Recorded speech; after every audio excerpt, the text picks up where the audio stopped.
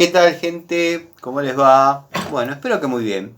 Nuevo video de Siciliano en su taller, video atípico, video donde voy a poner a prueba un martillo de muy buena calidad, muy buena calidad.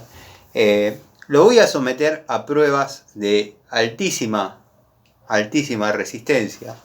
Quiero que sepan que esto no es para hacérselo a los martillos. Cada martillo debe tener su uso. En rigor a la verdad, le voy a dar más de la cuenta, pero simplemente para demostrar la extrema calidad del martillo. Espero me sepan entender. Bueno, este es el martillo en cuestión. Lo vamos a probar. Vamos a hacer una serie de pruebas de dureza, de firmeza. No sé si está bien posicionada la cámara. Lo que quiero lograr es que se vea si hay signos de fatiga, si el mango cambia en su anatomía, si se afloja el martillo de su mango. Bueno, para todo eso voy a recurrir a adminículos de seguridad que generalmente en el canal no muestro, y ahora sí que no veo más nada, pero bueno, vamos a hacer todo lo posible por que se vea la toma de contacto. Bueno, le voy a dar con todo lo que tengo, con todo lo que tengo.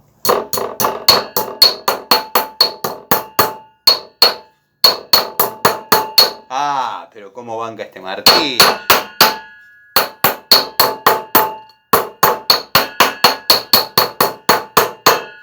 Esto sí se ve que está bueno.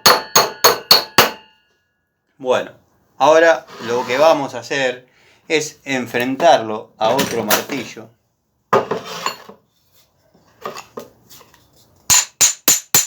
Como podemos ver, aguanta perfectamente el martillo. Bárbaro, la verdad, espectacular. Bueno, gente, me voy a poner los anteojos y vamos a analizar el martillo en cuestión. Bueno, como pueden ver, se marcó un poquito, ínfimo lo que se marcó, producto de que le di más de lo que se merece, le di por encima de sus capacidades y apenas si se melló. El mango obviamente sigue en el mismo estado en que ustedes lo vieron, en el mismo estado en que lo presenté.